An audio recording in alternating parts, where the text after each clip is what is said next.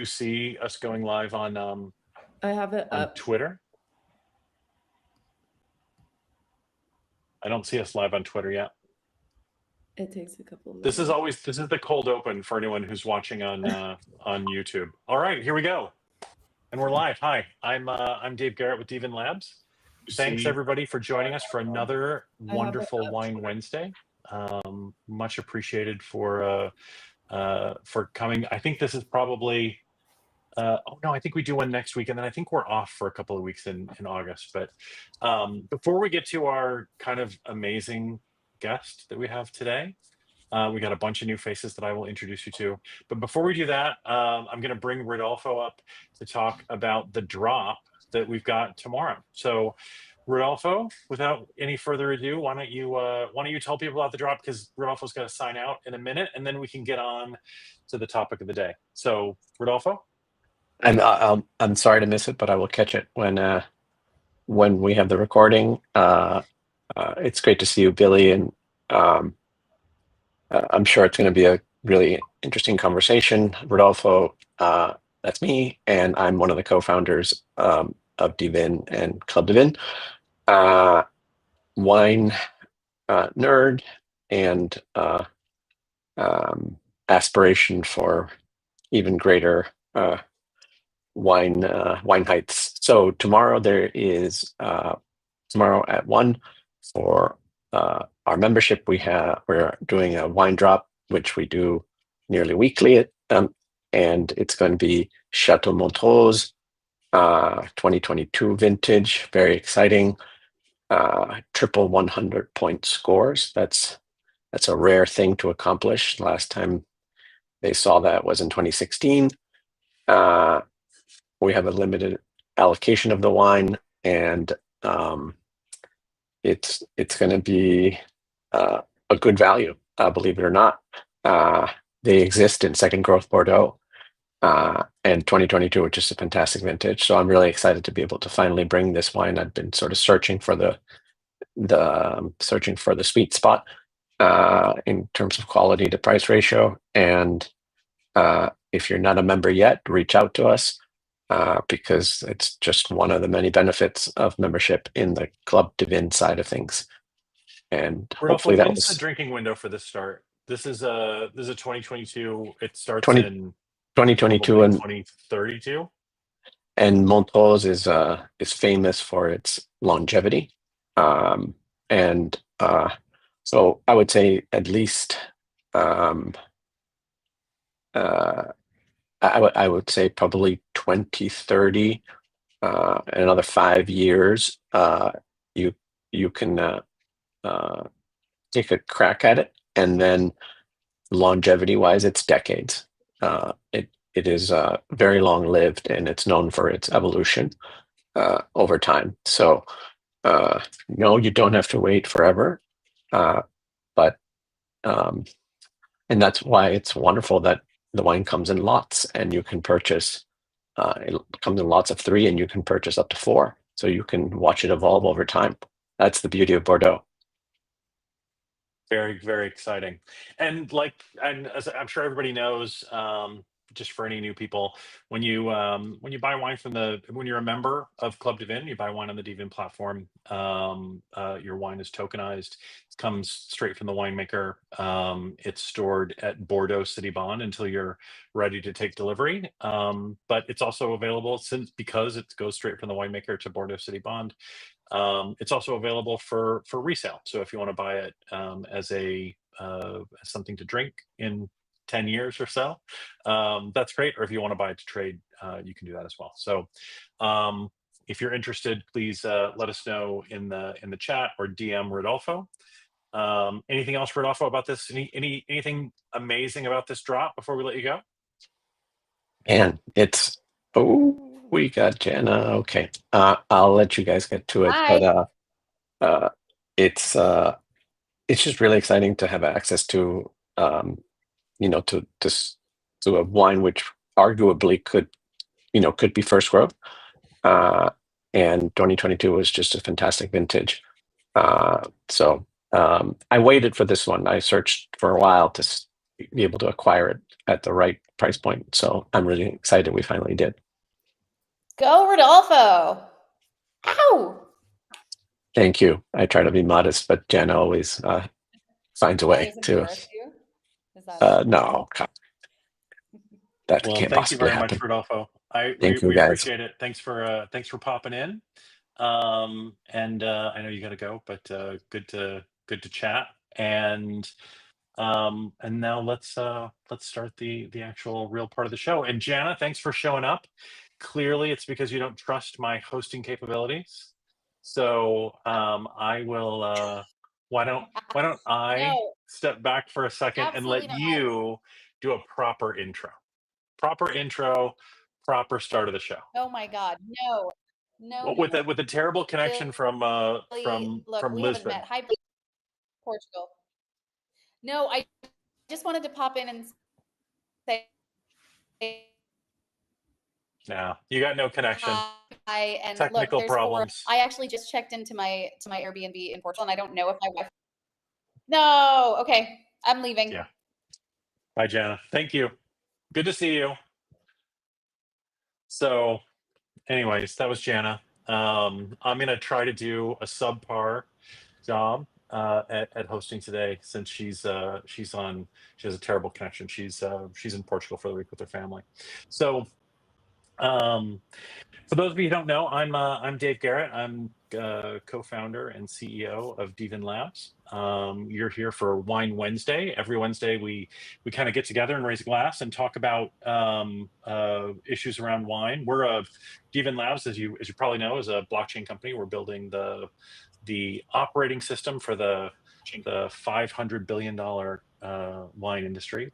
But today, on Wednesdays, we just talk about wine. And today we're joined by two kind of amazing, fun guests. First, I'll introduce you to Billy. Billy, you can introduce yourself better than I can, but I've known Billy for a little while. Billy is a Master of Wine candidate. That's first and foremost wine nerd, but also is a founder and runs a company called Vint out of Southern California that has kind of an amazing and interesting new take on fine wine and investment grade wine investments, and is doing some kind of amazing things. So Billy, if you want to talk about that for a minute first, and then we can get into the topic of the day. Yeah, so nice to meet everyone. Yeah, my name is Billy Galanko, as Dave said. Yeah, I work at Vint. The founders would definitely like me to point out that I was employee number one and not an actual founder. My but fault. yeah, Sorry about that. No, all good. They would. You'd be my first hire too, Billy. In my head, I was a founder. No. Yeah, no. So it's been great. Been there for 4 years. I think what's most relevant for everybody on listening here is I host our Vint Wine podcast. So that we've had over 200 episodes there. We interview top winemakers, wine critics, writers from around the world. That comes out every Wednesday as well. So check out our episode today with wine or Klein Constantia's Klein Constantia. I have a horrible South African accent. Winemaker Matt Day. But yeah, no, just certified wine nerd. Yeah, it's that's great. I met Matt when I was in South Africa a couple of years ago. He's fantastic. Yeah, a lot of energy. Been there. He's one of the youngest winemakers. Was one of the youngest winemakers in 2012. But so yeah, I'm here again, as Dave mentioned, wine nerd at heart. I love wine history. Master of Wine candidate, just trying to continue my learnings, but done all the W set, did a certified somm. So, and outside of all that studying, I drink a lot of natural wine. So that's why I'm here for this episode. I think that's really what I drink more on the regular when I'm not trying to do work or study. So I'm excited to talk about it. That's great. Well, thanks, Billy. Appreciate it, and really appreciate you coming on for our show. You're clearly way more pro than we are. I love the mic setup. You look like a true podcasting professional. We're just highly ranked amateurs. So thank you for joining. I also wanted to make a very special introduction. It's a special treat today. So you'll see that we also are sharing the stage with Kylie Wood, who normally is on Wine Wednesday in the background as a producer. normally doesn't grace us with her presence and wisdom, but we have convinced her to come out and join us on the stage today because she is a certified rock star in natural wine and knows way more about natural wine than I do. I'm gonna profess that, I've been in the wine business for a long time. I've been very fortunate to have tasted wines from all over the world. I'm very fortunate to drink good wine, most days. But I am unfortunately not very well versed in natural wine. It's just not I'm probably too old, a little bit too old, and a little bit too traditional, too stuck in my ways. So today maybe can be about Billy and Kylie convincing me and the rest of us that natural wine's something to look at, not just to enjoy, but my understanding is that there's some kind of interesting investment potential in some of the up and coming investment grade wine. So let's take it away from there. Billy, do you want to start with what is natural wine? Yeah, certainly. It's actually something that a lot of people widely kind of talk about. There's no set definition. We've had many people on the podcast who profess or are experts, like Simon J. Wolfe, who wrote a book on orange wine. We've also had Ray Isle on, and everybody I talk to has a different perspective on what natural wine is. But Ray actually came out with a book called World in a Wine Glass. I actually have it here. And I kind of like he has like a page and a half on what natural wine is. And he really kind of distills it down to essentially low intervention. That's what I eventually tell everyone. There was, kind of the early movement with Chauvet inspiring the Bordeaux group of four. So you're thinking of the Foillards, the Lapierres of the world, and it kind of blossomed out from Beaujolais. So where Kylie is kind of Paris is really the epicenter, or was the epicenter. Now it's kind of growing even more of natural wine. But when you think about what it is, it's really just lower intervention, both in the vineyard and in the winery. You're trying to do as little as possible and express the place as clearly as possible through the wine. And I think a common misconception that I would love to discuss, and especially with Kylie here too, is that all of the wines that are quote unquote natural wines aren't necessarily these well-known wines. I have a couple here that maybe people would want to see. So when you think about natural wine, one, I have a bottle of Radicon. I actually got to go visit them a couple years back, and that was fantastic. They're all about nothing and as little sulfur as possible, except for the really bad years. But something you may not think of as much as is Ridge. I have a bottle of Montebello here as well. They're also as little as possible in the vineyard. They call themselves no or low intervention in the winery. They only do what they need to. They're organic or natural yeast, natural malolactic. So there's a bunch of these wineries, and even if you think DRC, who farm biodynamically, really do as little as possible in the winery that could quote unquote be considered natural. That it kind of exists. So I kind of want to throw that definition out there, as lower intervention actually spans a ton of different quality ranges. When you're thinking natural wine that you find in a natural wine bar, or people that are maybe no sulfur, no nothing, and that are really kind of out there. There are those people. There's a whole camp that is very adamant that you shouldn't do anything to the wine, and those can also produce great wines. So I know that's kind of a ramble intro, but I kind of wanted to set the stage as it's really broad. Well, that's super helpful. I'll get into it later, but it sounds like I've been drinking natural wine my whole life. That said, Kylie, why don't you take a minute, introduce yourself, tell us where you work, other than dVIN, and then maybe you can tell us what French people think. Well, what do you think about natural wine, and what do French people think about natural wine? Because that's what everybody wants to know. Well, a little bit about me. I'm originally from California, where I studied wine in Cal Poly San Luis Obispo, and then afterwards worked in wineries in Paso Robles, natural winery. And then after I came to Europe, did my master's here in wine management through the OIV MSc, where we traveled around, and then moved to Paris after. And now I work in a wine bar called Delicatessen in the 11th of Paris, which is all natural wine. So really into the scene of natural wine. And French people, I mean, there's a mix just like anywhere. Definitely natural wine is the scene. Like all the cool neighborhoods, all the cool restaurants, anything new popping up that's like young, doing something creative is serving just natural wine. If they're not a natural wine bar, if they're a cool restaurant, they're serving natural wine. So people into taste in Paris, at least, are into natural wine for sure. But then, of course, you have it's all the people, pretty, beautiful young people that are coming into your wine bar? pretty much, no. Okay. No, it's mixed, of course, but it is definitely the scene in Paris. I mean, if you go outside of Paris in villages, you still have people being like, but it has VA and there's stinky wines. Why would I do that?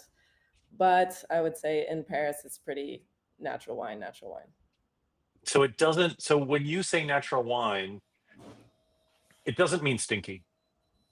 No. Fair. I That's mean, when fair. I say conventional wine, do you think Charles Shaw? No, I don't. No, I don't. So That's a good point. That's a good point, Kylie. if So we're able to today, understand that conventional wine has this whole span, why can't we understand that natural wine has it? Yeah. And also, whenever I'm asking people about the same thing, is most people go down to say, if you just, take care and have a clean winery, like you just follow general hygiene practices and you're getting good fruit, you're not going to have a lot of these, intense bread or intense VA necessarily, unless that's kind of the style they're going for in their winemaking. and I guess this is what I'm saying. Like, when we were setting up the natural wine conversation today, I asked Billy, like, what should I get? What should I get to drink? And he's like, just go find a cool bottle of natural wine. And I was like, great. So I went out and I found I looked for a natural wine bar and I went in and I'm like, can you give me something super interesting to drink? Normally we tell everyone what we're drinking. So I'm drinking this today, which is the Anima Mundi. I'll put it in the show notes. It's actually really, really nice. But I probably didn't have to do all that work. I probably didn't have to go out and find a natural wine bar and ask people for a cool natural wine, because honestly, like, what I learned when I started the winery in Argentina 20 years ago was low intervention, right? Like what we learned, we worked with Santiago Archibald. He was the winemaker, and I remember that, like, his big quote was, I'm trying to grow the perfect grape, and in the winery I don't do anything to it. And so, like, the story that I always tell is, when we were building our first kind of, the crush pad at the winery 20 years ago, the longest shaker table that we could find in Argentina was 3 meters. 3 meters allowed like 3 people on one side and 3 people on the other side.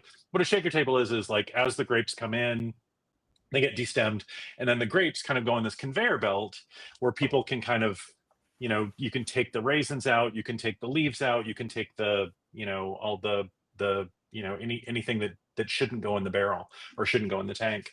And what Santiago always wanted to do was do 3 shaker tables in a row, so that we could have, instead of 6 people picking out all of the imperfections, we could have 18 people picking out all the imperfections. And so what I learned from an early point was, you don't do that. There's no intervention. Like, you just take care of, if you take care of what goes in the tank, then you don't have to have any intervention. And maybe I've been drinking natural wine this whole time and nobody told me. Yeah, and you're starting to see that, in wine regions throughout the world. Even Bordeaux is emphasizing more and more on selection as they're going through. But I wanted to go back to something to what Kylie mentioned, and that was, and I would love your perspective on this. So when you're saying, like, what is natural wine, I think there's a lot of people. I'm based here in Los Angeles, so between here and, I would probably say, Brooklyn, those are the 2 natural wine hubs of the U.S. as well. I have like 5 natural wine bars within walking distance of where I live. Partially was why I live here. But one thing that I like about natural wine is it does introduce you to a lot of different varieties, a lot of different countries. Now, I think might be a little different in France, which is why I would like your perspective. But not only is where I go to drink, I see a ton of young people, and there are people who are interested. And I have a couple examples here as well. Here's a wine. It's from, I can't remember what her name is again. It's Caroline Ledente. She's like making wine up in Bougie, which is kind of over by Jura. And it's just like a really fun rosé pet nat. Somebody sold it to me at a local natural wine bar here, or a wine shop. And it doesn't say anywhere like what's in it, what's on it, but it's a cool label. It's a cool color. It has a nice cap. And like when they told me what was in it, it's really interesting. And I go to a lot of these natural wine bars and I ask the people serving me what's in it, how it's made. Nobody, at least in LA, unfortunately, has any idea. I end up having to read about it, and then I tell them, and then they don't care. But I see a lot of people who are they're drinking and they're trying these varieties and styles that they probably would never have tried otherwise, which I think is really interesting. And one of the benefits of natural, quote unquote, natural wine is I think it gets people into drinking. Maybe you start with this, and then you learn that you like low intervention wines, and you transition over to other wines that are made in the same style, which are quote unquote maybe more traditionally or famous wineries. Are you seeing people kind of graduate as well in France? Yeah. Yeah, and like there's a movement in France for, instead of calling the wine from whatever region you grew it in, it's Vin de France. So you're like kind of toppling the AOC system, just making wine how you want, not paying attention to what varieties really need to grow there or something like that, being a bit more experimental, bringing back old native varieties pre-phylloxera. So all these things are happening. So there's a bit less, this is it's more new, but like some less ties with regions, and more ties with your specific terroir. Yeah, and I think that, and that's again another. I had 5 examples, so we're almost getting through all of them. Another example, like that I was thinking of, is at a lot of these wine bars, they're either natural wines from Northern California, typically here, or they're wines, they're like Vin de France or some from France that are interesting, or they're varieties that you just never heard of from different places. So I also was at another wine shop. I've been aging this one for a couple of years, but it's from Strazi Biertalk. It's a Kekanyelu from Hungary. And basically they were like, they were pouring it. It was really interesting. They were like, this can age for decades. And I would never have heard of this variety. And I've had a lot of friends at some other natural wine bars who just go in and they're drinking these obscure varieties that, like, as a wine nerd, I have, the wine grape book. I love to hear. They think it's really interesting. And now they're trying to like learn more about that. Whereas before they only drank Sauvignon Blanc, Chardonnay, or Cab. And now they're like, they feel like their whole world is open to them. No, That's I really agree. cool. Yeah. People are putting more trust into like the person at the wine shop, or like, because they trust the wine shop for their selection rather than like the labels, which I think is cool. So yeah. So like, and again, bringing this back to or trying to bring it down to like a normal consumer level. How I always kind of thought about wine was, if you kind of look at the pyramid, at the base of the pyramid are kind of the least expensive wines that are the highest production levels, and typically the lowest quality, right? So tons and tons, like wineries that make millions of cases, relatively low quality. And then as you get up the pyramid, there's, in my head, there's less and less intervention, more and more like a couple of steps up, now you're talking about hand harvesting. A couple of steps up, now you're talking about barrel fermentation or like whole cluster fermentation. Like the further you get up the pyramid, you're spending a lot more money on wines because they're higher quality, and higher quality to me kind of means that less tractors, more people, a lot more, the grapes are taken better care of, the wine is taken better care of. Like it's an expensive like hands-on process to make good wine. What I feel like is kind of interesting about natural wine is it sort of takes that pyramid and flips it over, because now you've got these single vineyard tiny wineries that are making very, very small production, but and they're taking really good care. Like obviously a lot of a lot of a lot of personal hand holding, like not a lot of machines, not a lot of not a lot of spectrometers in these natural wineries, but they're also selling very small batch wines pretty inexpensively. I mean, this was when I asked for natural wine, I was, the guys in the wine shop know me. Like they were trying to sell me the most expensive natural wine they had, and like this is what they had, and it was maybe 22 euros, right? And so what's interesting to me is it seems like you're what one of the things you can get out of a natural wine is something that is handcrafted. Someone took a lot of care, like really interesting, unique, and like well made, but a lot, or at least for right now, kind of less expensive. You're getting a lot higher quality for a lot lower price. Does that make sense? Is that right, or am I thinking about it wrong? Yeah, I mean, I think when a lot of the price that you get in some of these wines nowadays is that long-term brand value that's been built up over, in some cases, hundreds of years. So to your point, you can get single hectare, hand-picked, single barrel wines for really cheap, and I think that is accurate. And there are also varieties that people have never necessarily heard of outside of their local markets. I think what you're seeing more and more, and I guess part of it has to do with the internet, part of it has to do with people being more open to things, is that these wines that maybe were made just for local consumption, or the grapes were sold to co-ops, are now getting actually bottled because they have somebody to represent them and sell it in a market like Paris, or bring it over and sell it in the US. And I think that's partially what you're getting at. So unfortunately, I see them getting more more expensive here, but I do think there's a lot more attention across the world of like how wines are made. Is no longer this black box where it just shows up where you are. You can pull them up on the internet, like I do for my hosts at at my wine bars, and show them like, oh, this guy did this, and it was single thing, and it actually helps them further sell the wine and bring it through. So I think you're right, but I also think it's like everything that you look for, like DRC, like Romani Conti is a single vineyard, and it's so small, and it's like, well, a lot of these are actually smaller. They're just not as Right. heralded and haven't been sought after for Yet. 1,000 Not years. as heralded yet.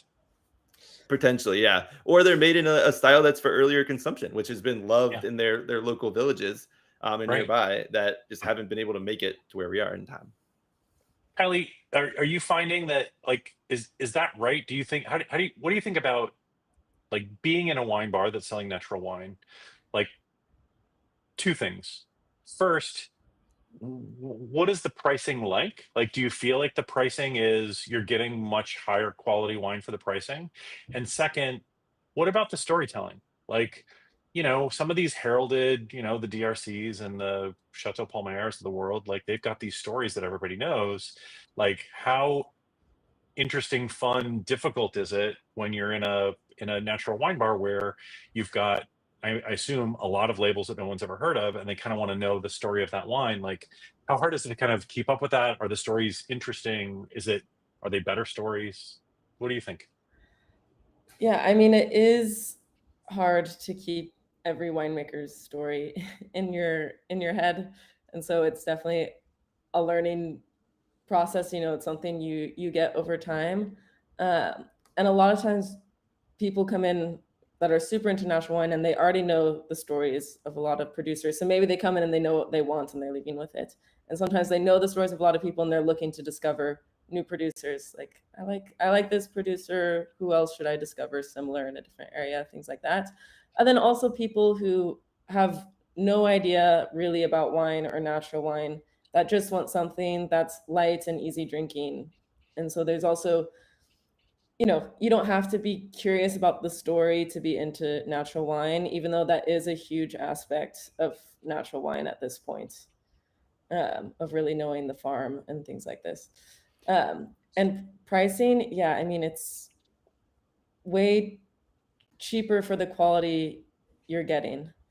I mean, natural wine can be the same quality, like we're saying, if we're using DRC as an example, as DRC, but just cheaper and calling it natural wine to kind of make it more accessible, but really it's meeting all the same quality standards, the biodynamic farming, all these things. So, I mean, it's just it's an affordable version. Like you've been drinking natural wine without knowing it because you have the money to do so. I have to be like natural wine, so that it's cheap.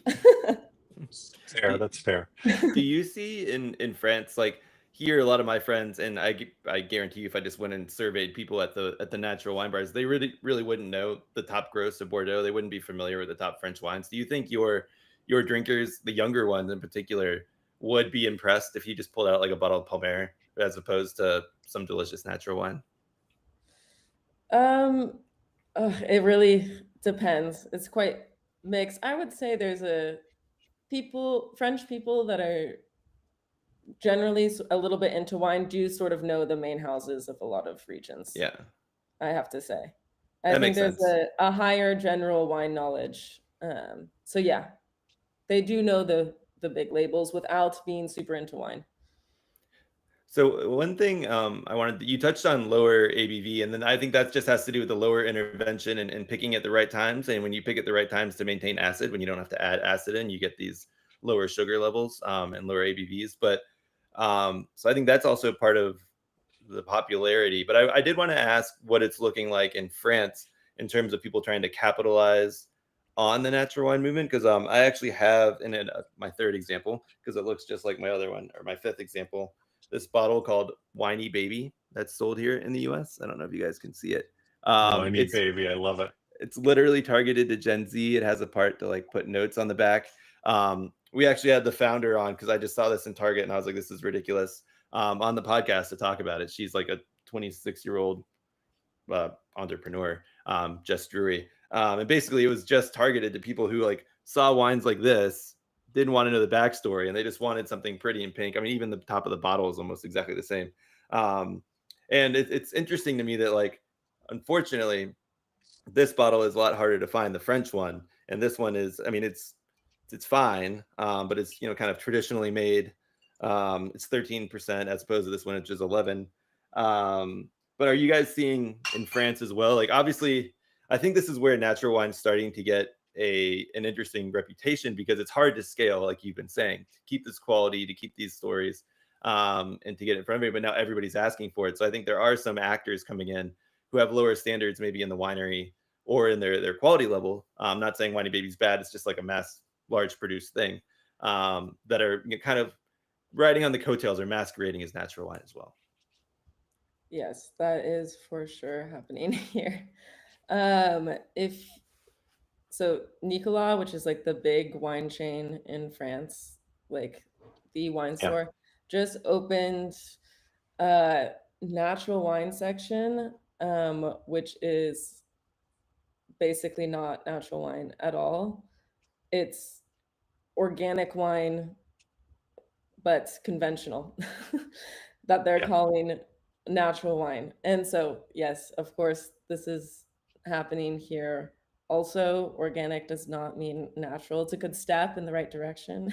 And things can be organic and can be natural, but just organic doesn't mean natural.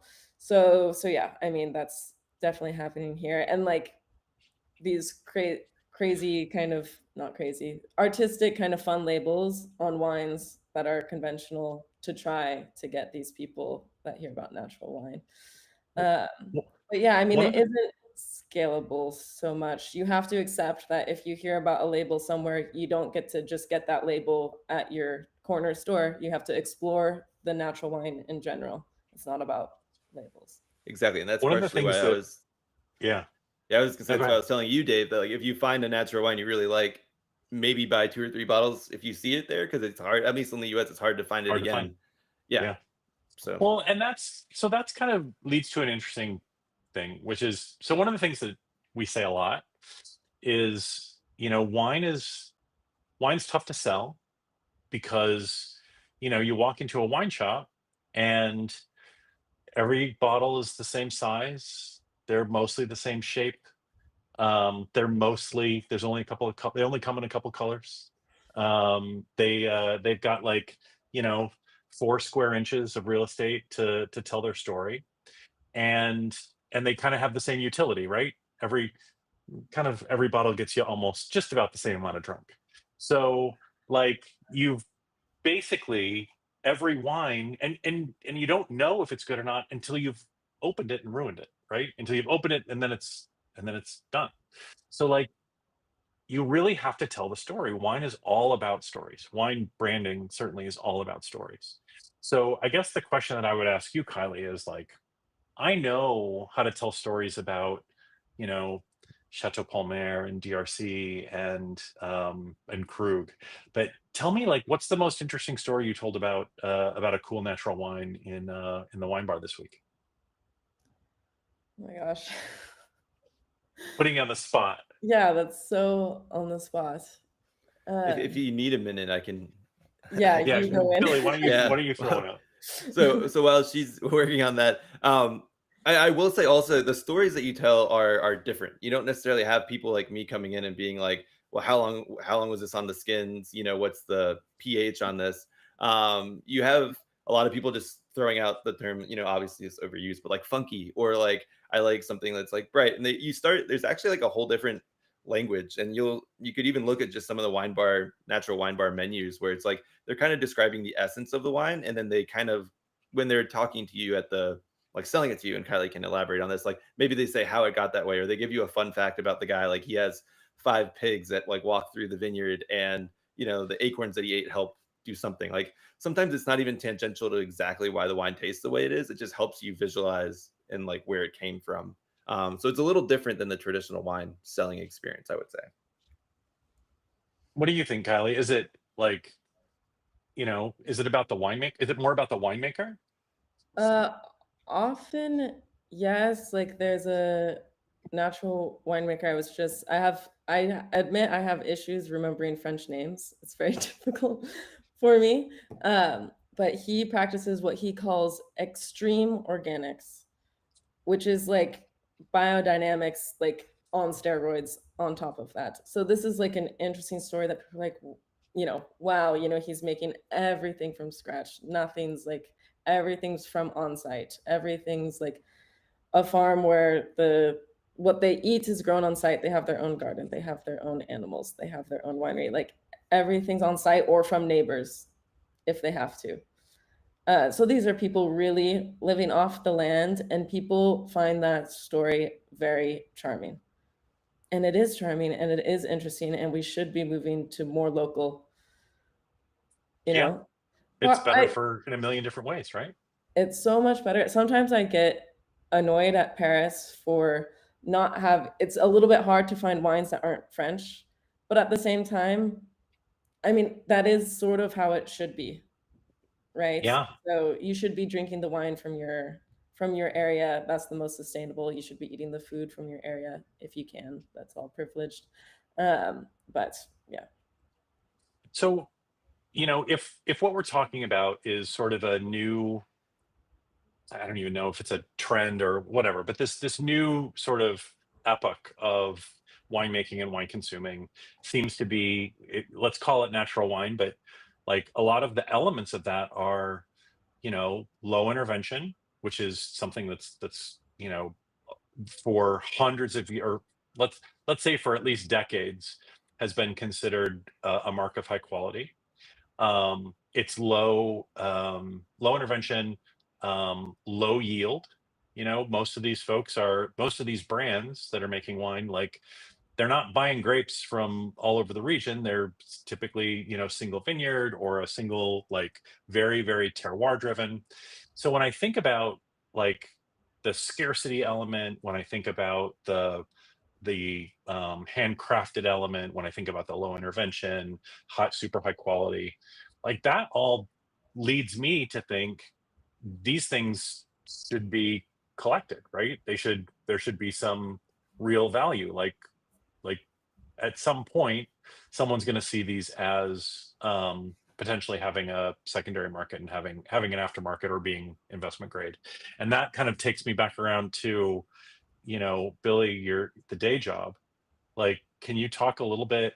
Maybe you could tell us a minute about Vint, and then talk about like what do you see as, if you're to look 5, 10, 15, 20 years into the future, do you think there's a future for natural wines in kind of the investment grade category?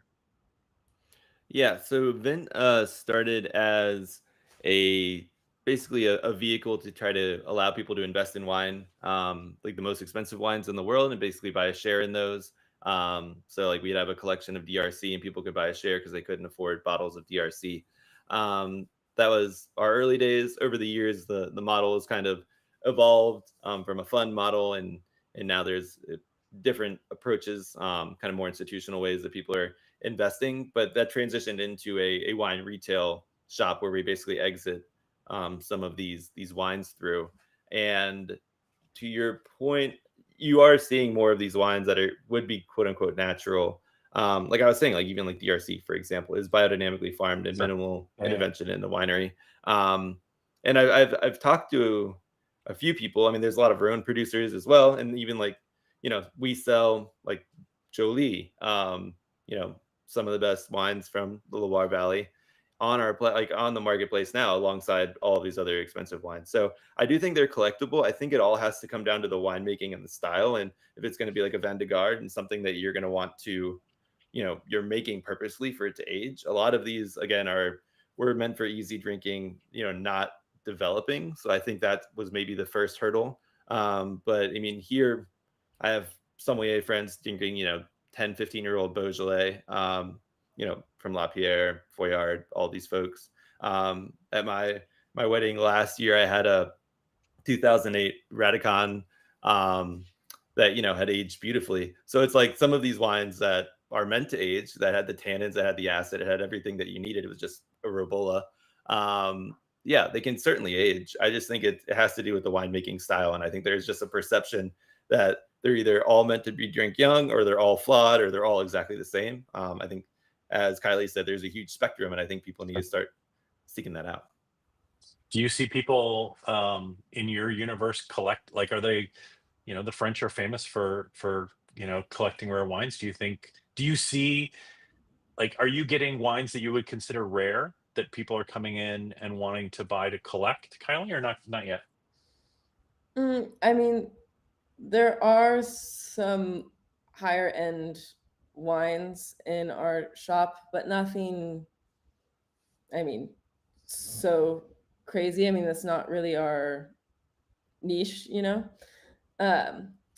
I think a lot of what we're selling, even the higher end, is like still everything is sort of ready to drink. Some things you could age a little bit more, but things are pretty much sold ready to drink, I would say. Got it. Cool.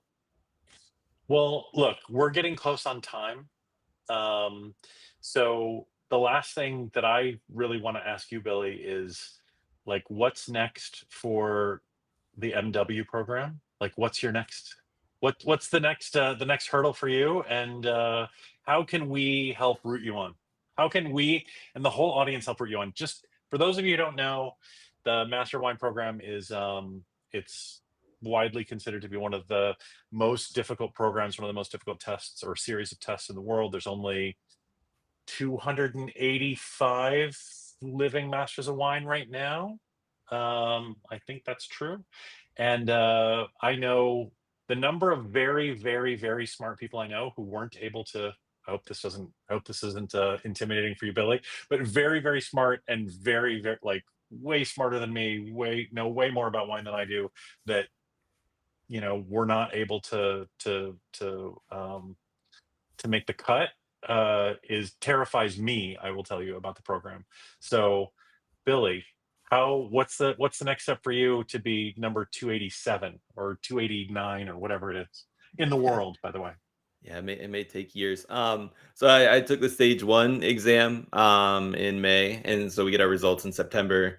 The Master of Wine program is notoriously slow at grading. And then if I pass, I get the pleasure of taking stage 2, which is basically like 5 times harder. And yeah, and then once you pass both of those exams, then you get to do a research paper for a year. So there's a lot to go. We'll see what the results are. fingers crossed, I passed stage 1 on the first try. Some people don't. It's not uncommon. So then you just take it again until you can go on. But to your point, it involves, the stage 1 is 12 blind wines, 2 hours and 15 minutes. And it's not, a lot of people think about it compared to the sommelier program, where it's like you're just trying to spend all that time identifying what the wines are, but you really have a short amount of time to identify those wines, and you write essays about them, which takes a lot of the time. And then, then there's a whole theory component. So the stage 1 has just a couple essays. The other one has 5 days of essays that you have to do on stage 2. And it goes up to 36 wines on stage 2. So there's a lot, and the MW is great with rigor. So I would say that the main way to root me on is just listen to the podcast, because that's my pleasure. It's a personal passion project, and it's where I get all my joy from wine, aside from drinking natural wine. That's my main beef with the natural wine program. They're starting to include a few in the tasting, because a lot of, when we're tasting, it's identifying quality and how wines are made. But a lot of my peers will still scoff at the idea of, anything with like a touch over too much VA. They're like, what is this, a natural wine? And I was like, oh, come on, you don't, this also doesn't have VA. It's like an Amarone. And you're like, all right, fine. There's a little bit, but like, it's perfectly balanced. So yeah. Well, that's really great, and congratulations on even starting the program. That's wonderful. As soon as you pass, which with flying colors, which I'm sure you will do, then we're gonna make sure that Kylie follows right behind you, right, Kylie? You're ready to go through the MW program? WSBT all the way through. I haven't even. I've You'll got get steps through. to go. Yeah, you can hop that. You have a master's. They'll let you right in. You'll be fine. Yeah. Well, I want to thank our guests very much, Kylie. Really appreciate you gracing us with your presence here on the stage.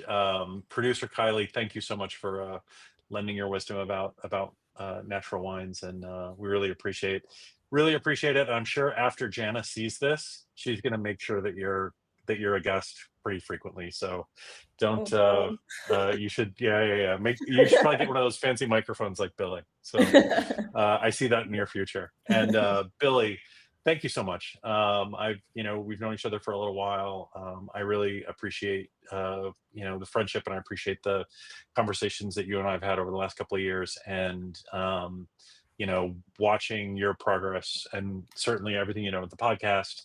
Super excited about what you've done, what you're doing with Vint, and couldn't be more excited about your foray into the MW program. So good luck with all of those things that you're doing. And thank you for sharing your wisdom on natural wine today. I really appreciate it.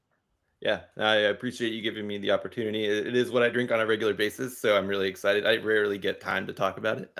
Also, I will say that book, I have it up here again, the Wine Glass, The World in a Wine Glass by Ray Isle. He works for Food and Wine magazine, but it's all just low intervention sustainable producers that are under like $150, $100 price point. I don't know, It's just like his personal project, and that's where you can actually find producers if you want to start there and you feel overwhelmed. That's great. I recommend that for people trying to get in the space who don't want to just walk into a natural wine bar, which you should do instead.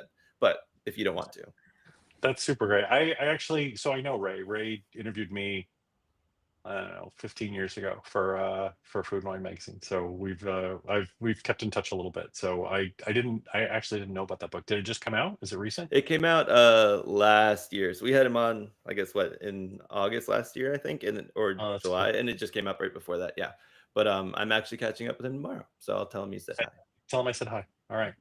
Thank you very much, everybody. Really appreciate it. Thanks everybody. We're gonna, when we send out the show notes, we'll put links to these books and all the wines that Billy showed you, and the wines that I've been slugging on today. And much appreciated. Everybody enjoy the rest of your week. Happy Hump Day, and thank you very much. Thanks, everyone.